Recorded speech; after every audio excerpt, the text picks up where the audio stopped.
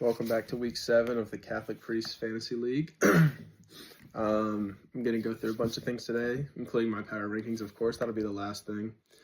There's not really much recent news to go through, but I'll go through my personal player rankings and waiver claims and all that with my own input and statistics and whatever.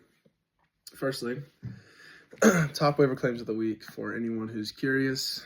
Any team that's kind of in the middle range. It's not really going to help those bottom teams that really need to make a big trade to get to the top. Yeah.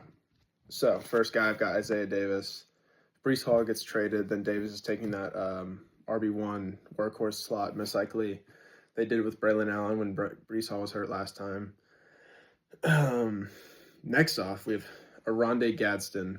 It's a weird name, Chargers tight end. He had 180 yards receiving. No rookie tight end has ever done that besides Kyle Pitts. I think he's worth a pickup. He's been getting more and more targets every week. This week was a high passing week, so I would give him that much, but I don't see why he can't continue being a 12-point guy maybe with upside of being a tight end 2, tight end 1 maybe. It's worth a look at Chimere Dike. He's the Titans receiver. The head coach just got fired, lost all his, Brian Callahan. So they're going to change that offense up, make it easier for Cam Ward. And Dike is a deep guy. He got it 1 deep touchdown, so that's where most of his work came from. He also had the most targets on that team. Gunnar Helm was also a tight end on that team. He's a deep league guy, though. Marvin Mims, that's another one. It was another high-passing game. He got the most targets out of anyone, I believe, and he looked pretty good. Next guy is Parker Washington.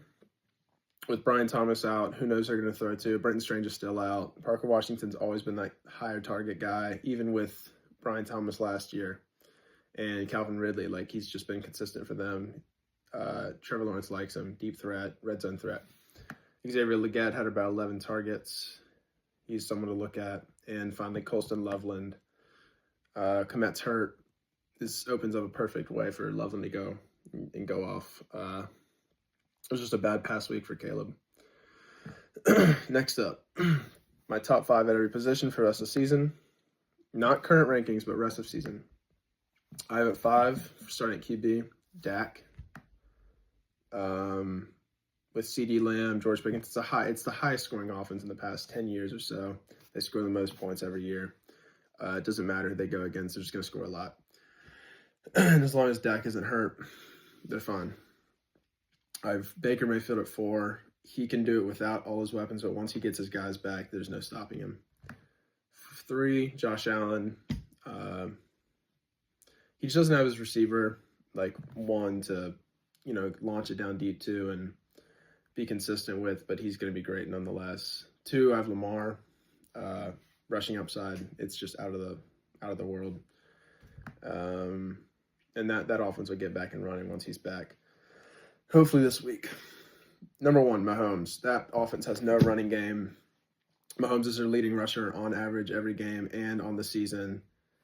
He's a dog. He's getting 2-3 touchdowns a game. I don't see how he's going to stop it. Running backs. Jacobs, he's getting a touchdown a game. He's the workhorse. They're not giving the ball to anyone else, but they're going to be a passing offense more than running, really. 4, HN, he's their entire offense. That's all it is. His receiving upside is just through the roof as well.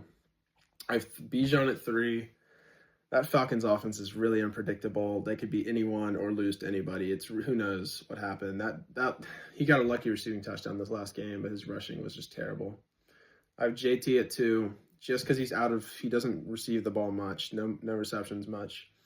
He's going to get a touchdown or 2 a game running. That offense is just a plow. They're not going to really be stopped by anybody. And CMC at 1, guys getting more targets than most receivers in the NFL. He just opened up the run game, had 150 rushing yards this game against a pretty good run defense. He's unstoppable, really. It's just a fantasy PPR demon. For wide receiver, I'm just going to go quick. 5, CD. He has to share targets with Pickens. 4, Amon-Ra. That offense might just run it. 3, Chase. Flacco might just turn bad again. Who knows? That might have been a lucky game. Maybe a revenge game. Who knows? Jason, 2, and Puka at 1. Despite that injury, Puka's just those touchdowns are going to come soon. For tight end, I have Kraft, Ferguson, Tyler Warren, McBride, surprise. I have Bowers at 1. When he's back, I think he'll be good. It's fine.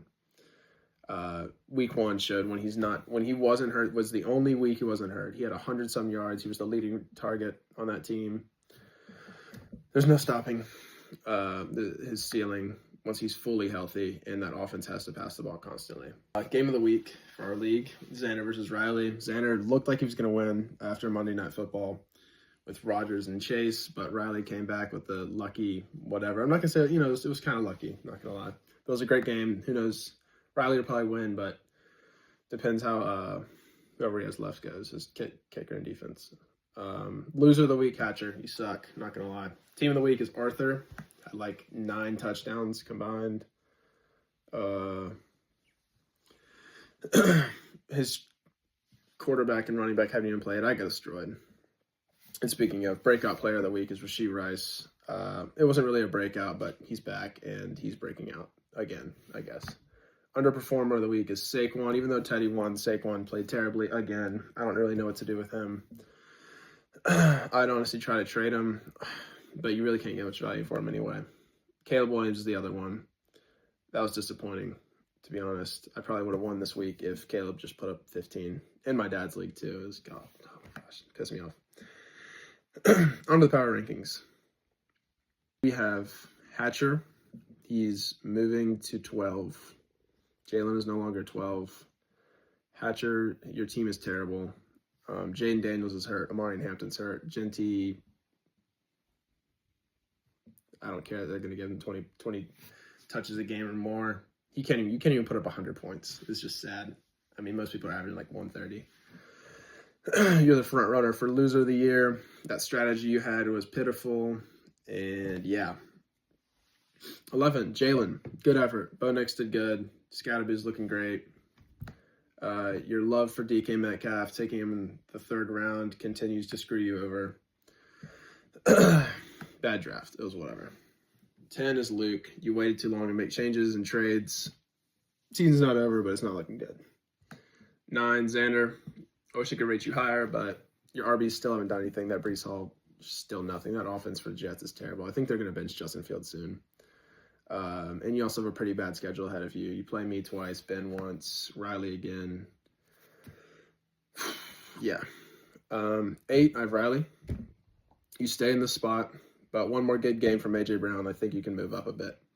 If you look at your 3 main wide receivers this week, had 11 receptions, 271 yards, and 4 touchdowns combined. Jamar Chase alone had more receptions than that by like 6. Really lucky it's not going to happen every week. And your running backs are still boom bust. I don't care about DeAndre Swift having 2 good games in a row. Pretty much the first change in the rankings is Sam is moving back a spot from 6. He's at 7 now. The depth from that trade did nothing to you.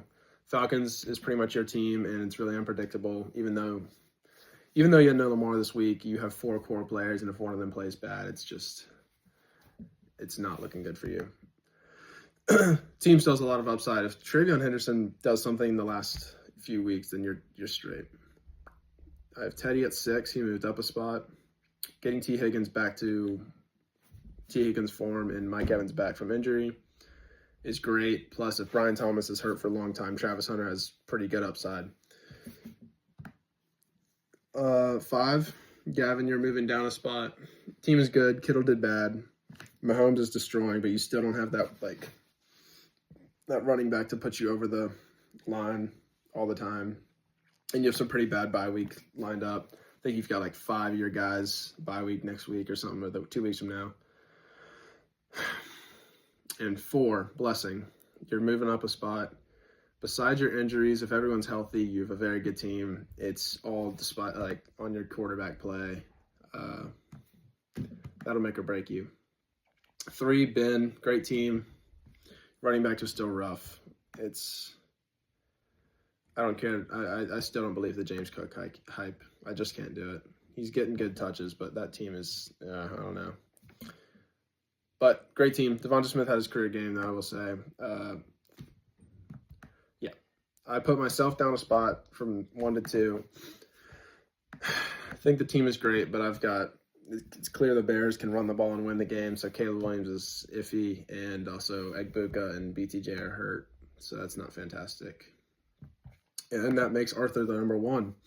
As long as Brissett is quarterback for the Cardinals, then you're going to win games. McBride is a demon with Brissett. It doesn't matter because Brissett will keep them in the game. He's 2 games in a row, I believe, has overscored any yardage that Kyler Murray's done in his career. So, like, Brissett has thrown more yards than Kyler has in his entire career in a single game. That doesn't make any sense. Whatever. Rashee Rice got the hype that he lived up to it somewhat. Only like 30 yards, but 10 targets. And if you start the right QB every week, I don't see how you'll lose much anymore. For the most part, that's about it. I suggest these mid teams and lower end teams, 2 and 4 or 2 and 5, 3 and 4 teams, even 4 and 3 teams to start making some trades. This is about the right time. There's a couple buy low prospects. I'm not going to name them, but and also sell high guys. It's really, yeah, you really should start selling high. I think that's a huge way of how I make my trades done.